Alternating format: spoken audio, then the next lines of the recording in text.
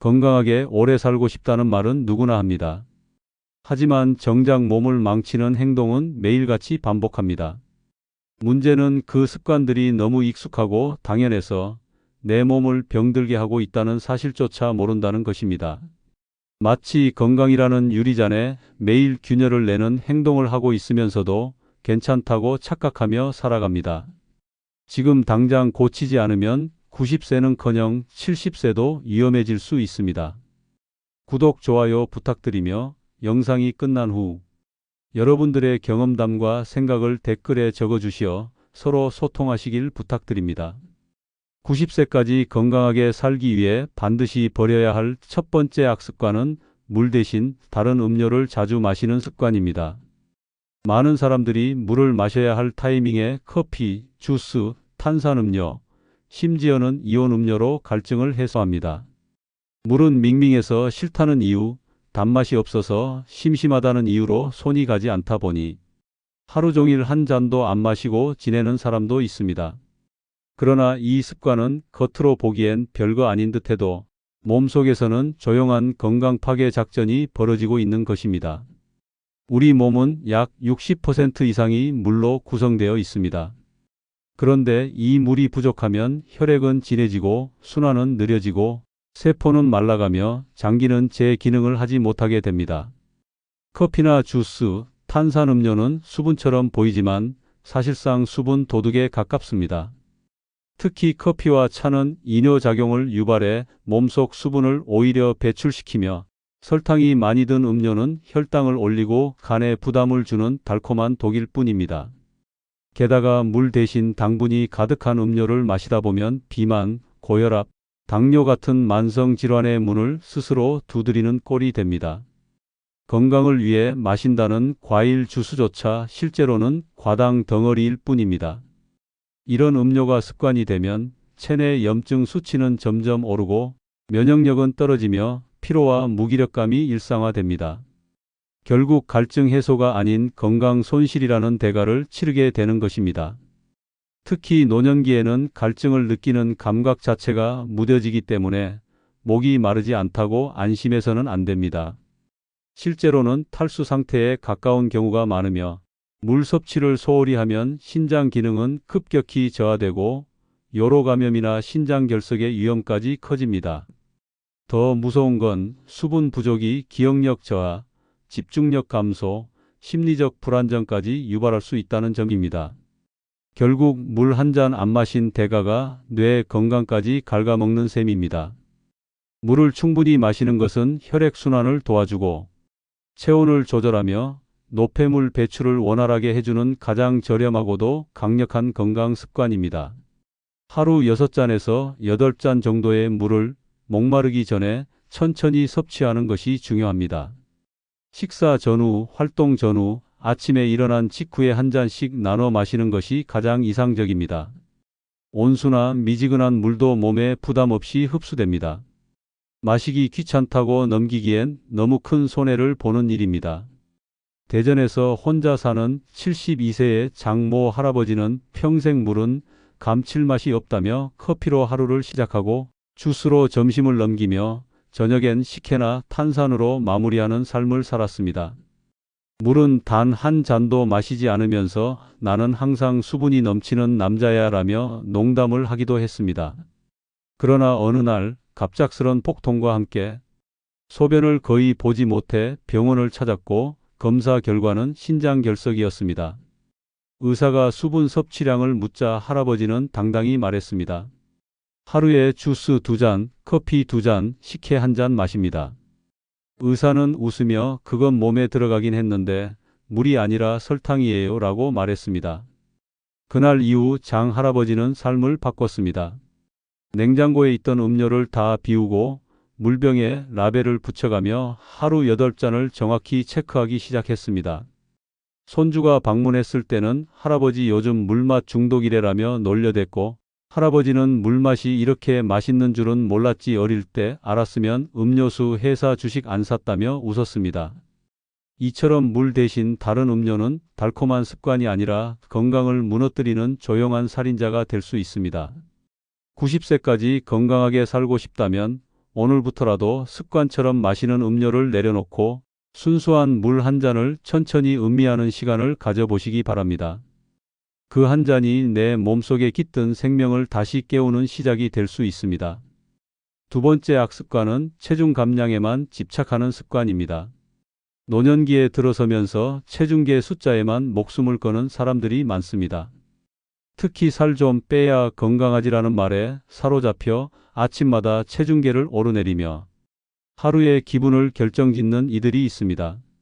그러나 이 습관은 잘못된 다이어트의 늪으로 빠지는 건강 착각의 함정일 수 있습니다. 체중이 줄었다고 해서 무조건 건강해졌다는 보장은 없습니다. 오히려 체중만 줄고 체력과 면역력은 바닥으로 곤두박질치는 상황이 더 흔합니다. 나이가 들수록 중요한 것은 몸무게가 아니라 체지방과 근육의 균형입니다. 단순히 체중이 줄었다고 기뻐할 일이 아니라 무엇이 빠졌는지를 따져야 합니다. 근육이 빠지면 기초 대사량이 떨어지고 체력이 저하되며 낙상이나 골절 위험까지 높아집니다. 근육은 노년 건강의 마지막 보루이자 90세까지 걸어서 다니게 해주는 내 몸의 보험 상품과도 같습니다. 이걸 줄여가면서까지 체중을 줄이는 건 미래의 건강을 통째로 저당 잡히는 것이나 마찬가지입니다. 문제는 체중 감량을 위해 무작정 식사를 줄이거나 특정 식품만 먹거나 심지어 굶기까지 하는 극단적인 방법을 선택한다는 점입니다. 이로 인해 영양 불균형, 저혈당, 빈혈, 골다공증 등 각종 건강 문제로 이어지고 면역력이 약해져 작은 감기도 크게 앓는 몸이 됩니다. 하루 종일 먹은 게 고구마 반 개와 바나나 하나인 상태에서 왜 이렇게 어지럽지? 라고 말하는 건 차에 기름 없이 달리고 있는 겁니다. 또한 과도한 체중 감량은 심리적으로도 큰 영향을 미칩니다. 식사 자체를 불안해하고 칼로리에 집착하며 먹는 것에 죄책감을 느끼는 상황은 정신, 건강을 악화시키고 삶의 즐거움을 앗아갑니다. 식사는 몸을 위한 연료이자 인생의 낙입니다. 숫자 하나에 눌려 밥맛까지 잃는다면 그건 건강한 삶이 아니라 절식 인생입니다. 정상적인 노화 과정에서는 체중보다 근육 유지와 에너지 순환, 면역력 유지가 훨씬 중요합니다.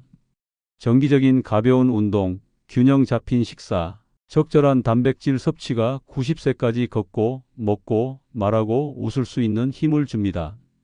체중계는 참고 자료일 뿐이지 절대 진리도 내 건강의 지표도 아닙니다. 서울 강서구에 사는 69세의 배모 할머니는 체중계에 하루 5번씩 올라가는 게 취미였습니다. 살이 0.5kg만 늘어도 하루가 망한 거야 라며 식사량을 줄이고 점심은 물 대신 배추 2장으로 때우기도 했습니다. 가족들이 걱정해도 내가 가벼워야 오래 살아라는 말을 입에 달고 살았습니다. 그렇게 몇 달이 지나자 피로감은 심해지고 손끝이 떨리고 하루에 몇 번씩 어지럼증이 찾아오기 시작했습니다.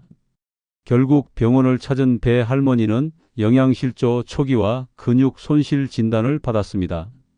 의사 말에 따르면 지금은 체중 줄었다고 좋아하실 때가 아니고 근육 줄어서 병원에 실려오실 단계라고 했습니다. 손녀가 걱정하자 할머니는 이제부터는 몸무게 대신 근육무게 늘리기로 작전 변경이야 라며 스쿼트를 시작했는데 하루에 5번이 한계라며 근육이랑 친해지기 쉽지 않네 하고 웃으셨습니다. 지금은 하루 한 끼 닭가슴살을 꼭 챙기고 아침마다 유산소 대신 계단 오르기를 실천하고 있습니다. 예전엔 체중계 위에서 울던 할머니가 이제는 거울 앞에서 나 오늘 근육 좀 있어 보이지? 라며 활짝 웃습니다. 숫자가 아닌 건강한 몸의 느낌에 귀 기울이는 삶을 선택한 것입니다. 이처럼 체중 감량은 목적이 아니라 수단이어야 합니다. 몸이 보내는 진짜 신호는 체중계가 아닌 컨디션, 체력, 활력에서 드러납니다. 90세까지 건강하게 살고 싶다면 체중보다는 체력을, 숫자보다는 느낌을 기준으로 삼아야 합니다. 오늘도 체중계를 보며 한숨 쉬고 계신가요? 이제는 거울 속 건강한 내 모습에 미소 지을 시간입니다. 세 번째 악습관은 반복되는 일상에 갇히는 습관입니다. 많은 어르신들이 하루를 거의 똑같이 보냅니다.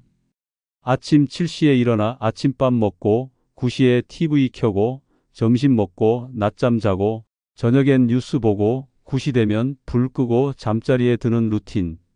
이런 삶은 얼핏 보기엔 안정적으로 보이지만 실제로는 뇌와 몸이 정지 상태로 천천히 고사되는 지름길이 될 수 있습니다. 반복되는 일상은 뇌 자극을 줄이고 신체 활동을 단조롭게 만들며 결국 심신을 동시에 굳게 만드는 조용한 독입니다. 노년기에는 자극이 줄수록 뇌 기능이 빠르게 퇴화됩니다. 새로운 자극 없이 같은 일을 반복하면 뇌는 더 이상 새로운 정보를 처리하지 않고 활성화되지 않으며 이는 기억력 감퇴, 집중력 저하, 심하면 치매로까지 이어질 수 있습니다. 자극 없는 일상은 뇌의 전원 스위치를 끄는 습관과도 같습니다. 뇌는 쓰지 않으면 녹슬고 녹슬면 되돌리기 어려운 것입니다. 몸 역시 마찬가지입니다. 매일 같은 길, 같은 동작, 같은 자세로만 살아가면 근육은 특정 부분만 쓰이고 나머지는 퇴화되기 시작합니다. 이는 자세 불균형, 관절 통증, 체력 저하로 이어지며 결국 움직임 자체를 줄이는 악순환에 빠지게 됩니다. 이런 삶은 천천히 앉아서 늙는 것이 아닌 고정된 틀 안에서 갇혀 늙어가는 삶입니다. 가장 무서운 건 반복되는 일상이 정서적으로도 무기력함을 유발한다는 점입니다. 변화가 없고 자극이 없으니 기분 전환의 기회도 사라지고 자존감도 떨어지며 어느 순간 나는 이제 재미없는 사람인가 하는 자책감마저 들 수 있습니다. 결국 사람을 만나기 싫어지고 외부 활동도 줄어들며 사회적 고립감이라는 또 다른 괴물과 마주하게 됩니다. 변화가 꼭 거창할 필요는 없습니다. 일상 속에 작은 변화를 주는 것만으로도 뇌와 몸은 즉각 반응합니다. 예를 들어 산책길을 바꾼다든가 책 대신 라디오를 듣는다든가 반찬 하나를 새롭게 만들어 본다든가 하는 소소한 시도만으로도 뇌는 어라, 오늘은 뭐가 다르네? 하며 활성화됩니다. 즉 일상에 새로운 공기를 불어넣는 것이 노화 방지 최고의 비타민입니다. 경기도 성남에 사는 70세의 조모 할아버지는 10년 동안 같은 시간에 같은 동네를 같은 방향으로 산책하는 것으로 유명했습니다. 동네 사람들은 할아버지의 패턴을 너무 잘 알아 조 할아버지 지나가면 아침 8시라고 말할 정도였습니다. 그런데 하루는 갑자기 산책 시간에 안 나타나자 다들 걱정하기 시작했고 알고 보니 그날 아침 갑자기 오늘은 반대 방향으로 걸어볼까? 라는 파격적인 결심을 하셨던 것이었습니다. 그날 이후 조 할아버지는 일상이 확 달라졌습니다. 낯선 골목에서 예쁜 벽화를 발견하고 그 길 끝에 있는 노인정에 들어가 처음 보는 사람들과 장기도 두고 심지어는 할아버지 이런 데도 다 다니세요? 라는 손주의 논란. 눈빛에 너 할아버지 너무 과소평가했구나 라며 웃으셨습니다. 요즘 조 할아버지는 주 3일은 산책 루트를 바꾸고 나머지 4일은 아예 스마트폰 앱으로 랜덤 코스 산책을 즐기십니다. 할아버지의 말에 따르면 변화가 이렇게 재밌는 줄 알았으면 진작 내 인생의 모험 버튼 좀 눌러볼 거리라고 합니다. 동네 어르신들 사이에서도 요즘 유행어는 오늘은 조 할아버지처럼 살아보자라고 할 만큼 화제가 되었답니다. 이처럼 반복되는 일상은 편할 수는 있어도 건강에는 지루한 독이 될 수 있습니다. 90세까지 건강하게 살고 싶다면 매일 한 가지라도 처음 해보는 습관을 만들어야 합니다. 작은 변화가 내 몸과 마음을 다시 살아 움직이게 하고 평범한 하루를 특별하게 만드는 시작이 됩니다. 오늘은 아침 식탁 자리를 바꿔 앉아보는 것부터 시작해 보시기 바랍니다. 뇌도 몸도 어라? 오늘 뭐야? 하며 활짝 깨어날 것입니다. 네 번째 악습관은 나쁜 습관을 인정하지 않는 습관입니다. 나는 원래 이런 사람이야. 그까짓 커피 한 잔이 뭐 어때서? 나이 먹었는데 이 정도도 못 먹고 살면 뭐하러 살아? 이런 말은 단순한 변명이 아닙니다. 이것은 자신의 건강을 망치는 고집의 갑옷이자 자기 합리화의 덫입니다. 나쁜 습관을 인정하지 않는 순간부터 몸은 서서히 병들기 시작합니다. 왜냐하면 인정하지 않으면 고치지 않기 때문입니다. 문제는 나쁜 습관일수록 익숙하고 편안하다는 점입니다. 몸에 해로운 줄 알면서도 그동안 해온 방식이 편하고 익숙하니까 계속 반복하게 됩니다. 하지만 이 편안함은 곧 건강이라는 지붕을 조금씩 무너뜨리는 침묵의 해머입니다. 고혈압인데도 소금 듬뿍, 당뇨인데도 떡 한 접시, 관절 아프면서도 매일 쪼그려 앉아 설거지를 하는 것 모두 괜찮다며 넘기는 순간이 바로 병이 깊어지는 순간입니다.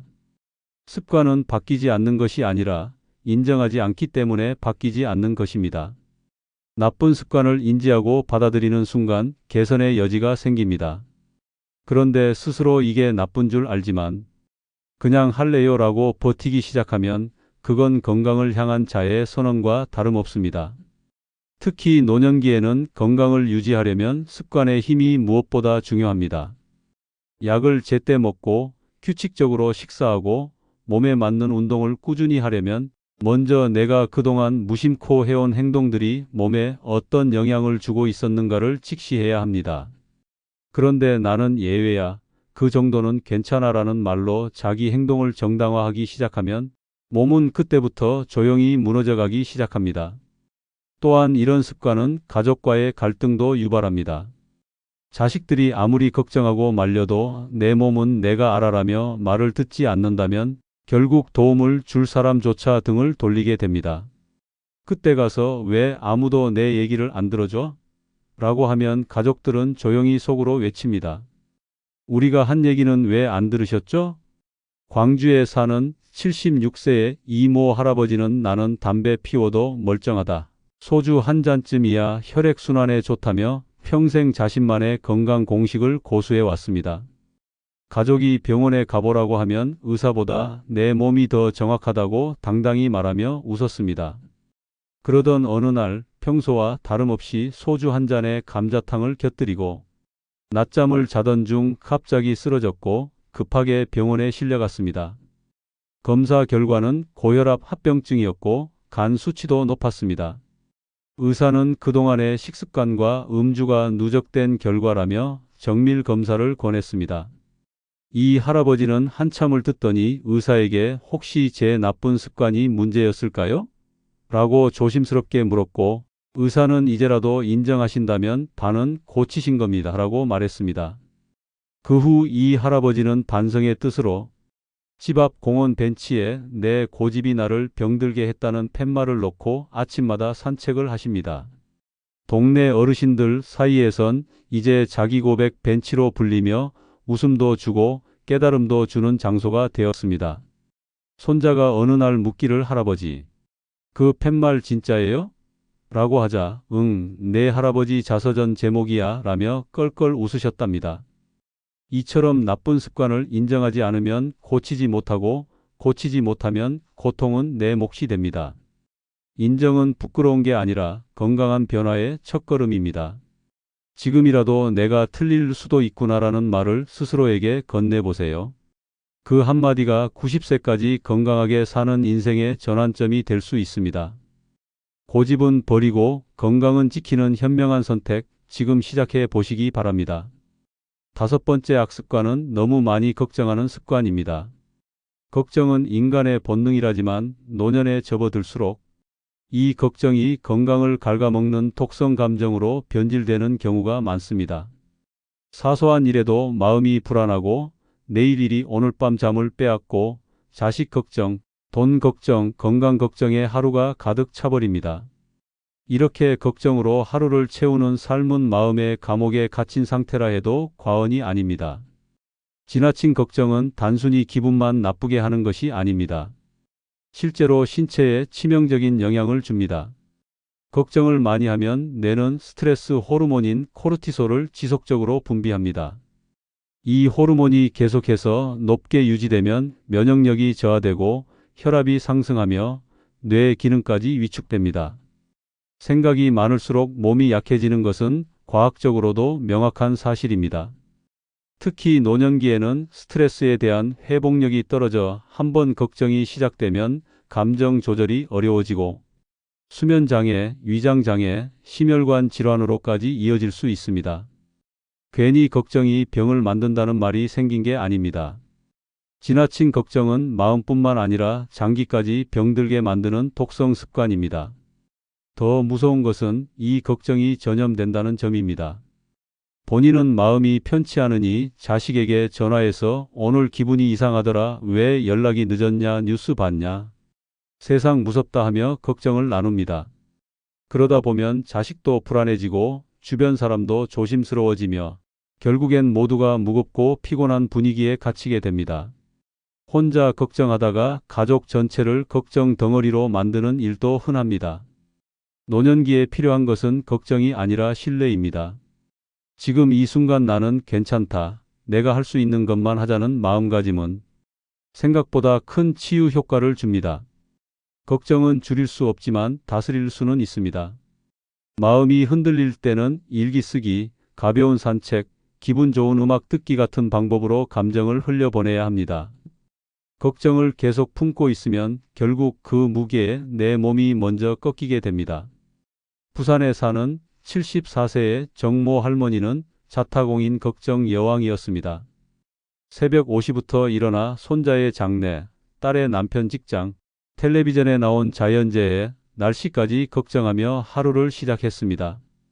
이틀 전 뉴스에서 폭우 소식을 본 후로는 비가 오지 않아도 우산을 들고 나가며 요즘 날씨가 요상해서 못 믿어라고 말하곤 했습니다.